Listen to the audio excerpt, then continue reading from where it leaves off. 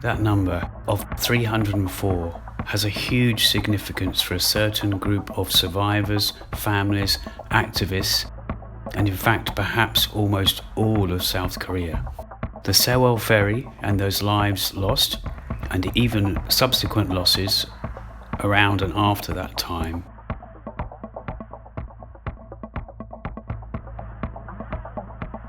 Number 10. 10 years has a big part to play in that too. It's not only just been the 10-year anniversary of that ferry tragedy, but also the length of time that I and others have been involved with the cause and counting.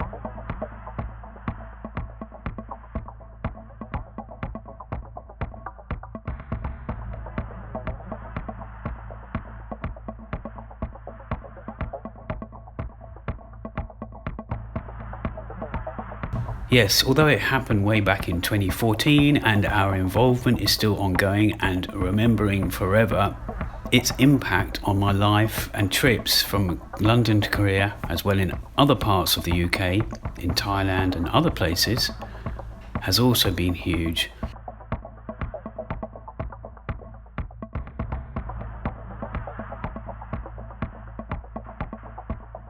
As a member of that Sewol UK, or Remembering Sewol UK, I stood and still sometimes stand at the monthly memorials or peaceful demonstrations, and I actually never really had an intention to make a film of it. Well, I knew that Koreans have a way of telling stories anyway, factual and fiction, through cinema, and indeed do an excellent job, so I didn't feel like it was something that I should take on. The problem was, I've had all this footage for more than 10 years related to Sewol Ferry and other Korean tragedies, activism, etc. And I wanted to do something for those people in Korea and closure for or on this project of mine.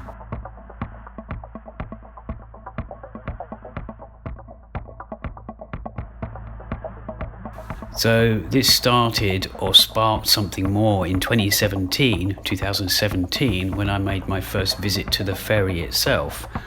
I even started some video art, or documentage, I like to call it, and I still wasn't sure what to do, whether I should even do something, whether I should do anything. At some point though, I did consider what I would call that project. I did think of the name, District Sewol, but would I go with that name? I wasn't sure.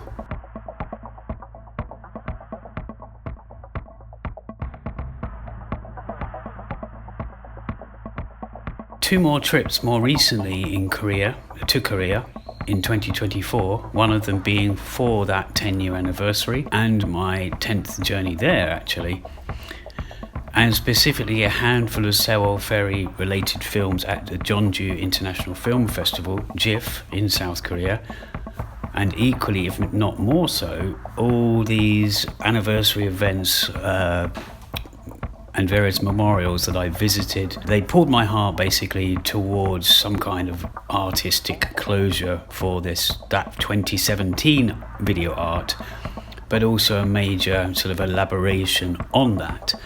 So I began editing.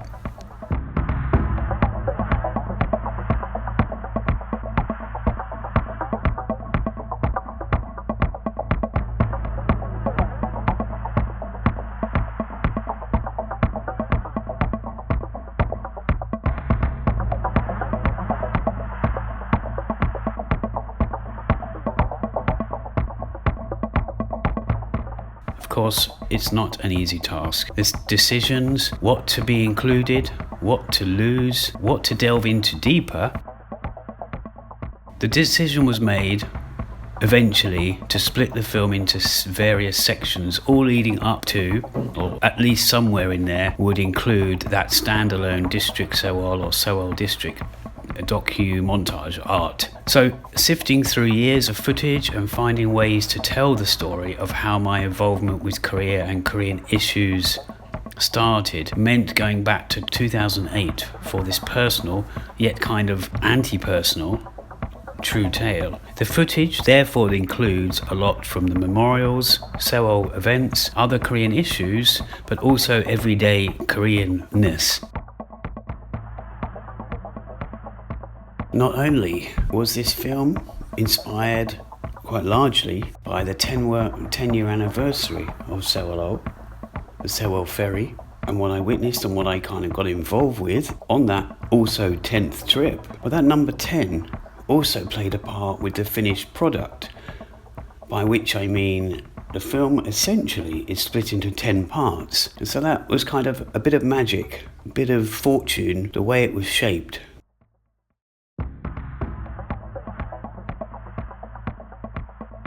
The number 10 plays a part about 3 times in this film.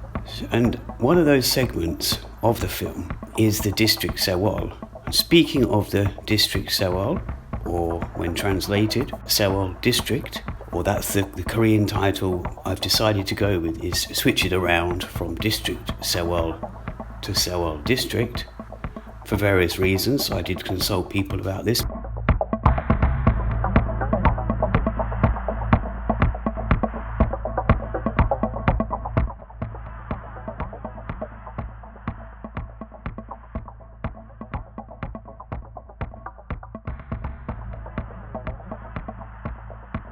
Music played a big part. In fact, so much so that back in 2017, or perhaps it was 2018, when I shaped that part of the video art and I put it to rest to one side, I was determined to use that piece of music if I could. And that piece of music is by an artist, a very well-known artist, known as Moby. Even if you think you don't know Moby's music, if you hear a piece of his music, certain pieces, I'm pretty sure you will know his stuff. And actually, just to mention that Moby does make it relatively easy, very easy in some ways, to use his music for certain projects. And so it's worth, if you're a filmmaker out there and you're watching this, it's worth taking that into account, because there are ways of using his music. He does a thing, it's called Moby Gratis, and that's the website, I believe. But this piece of music fitted with the title fitted, but also the way it played in that video art. From my opinion, I didn't want to change it. I changed it in a small way, which I hope enhances that segment of the film, that one of 10 segments of the film, really, District Sewol. The other element of music that I'm really happy that I had permission to use, that's from a Korean electronic pop rock duo, Love Exterior. And there is a song that actually, when I first heard it, I loved it, but I wasn't sure if it would fit stylistically, if it would fit any of my projects relating to Sewol. But then I listened again, realised there's a segment, and in fact it appears more than once in the film. And it works well, in my opinion.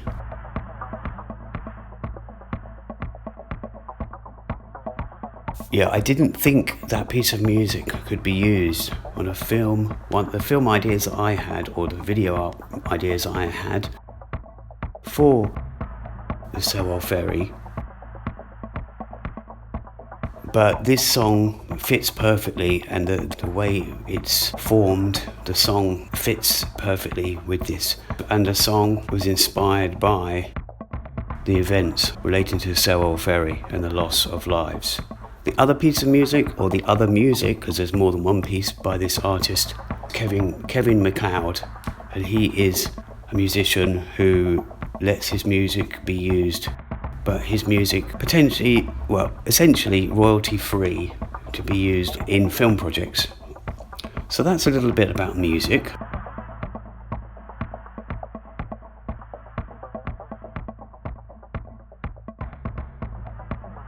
Being from a very personal point of view, though, it felt necessary to use clips of Korean-related films, projects and writings I've been involved with over the last decade and a half. A happy coincidence, you could say, that I had some of this footage to hand, but also whilst being mindful for it to not be about me or some kind of promotional tool highlighting myself and past works, or even, what I might be working in the future.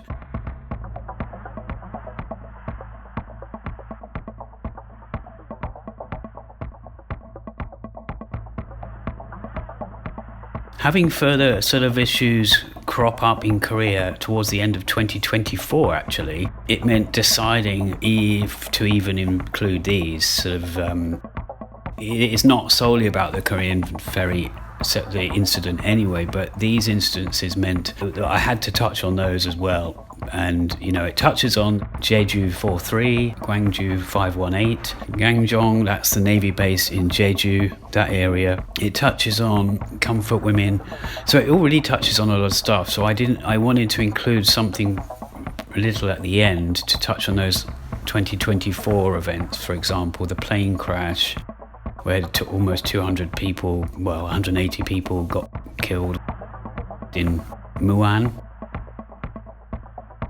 And of course there was impeachment. The Yoon Suk-yeol president suddenly announced that, and that led to various things, and perhaps still going depending when you watch this.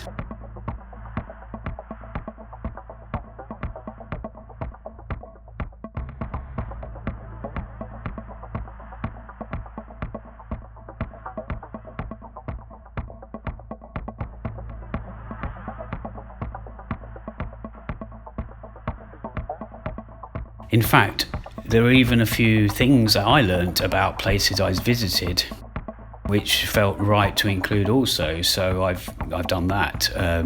Things about Jeonju, things about Cheonju, and things about Jeju. I was also, of course, double checking or fact checking with friends, activists, etc. But it wasn't an easy subject. It's not an easy subject to go over and over again, seeing the same images, footage, that kind of stuff. It was, and there's other things in there, titles and graphics, but of course, primarily it's the imagery that reminds us, or reminds me as well. So the outcome, we'll let you decide, really.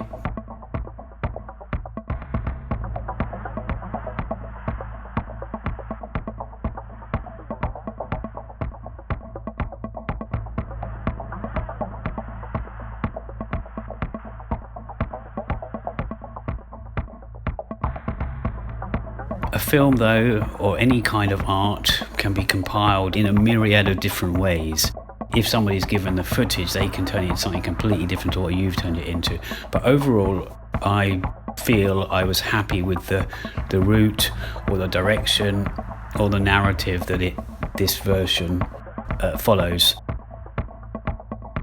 So yes, if you manage to catch this film, which will be in film festivals, all being well, it's being submitted to film festivals and hopefully will be in a few film festivals.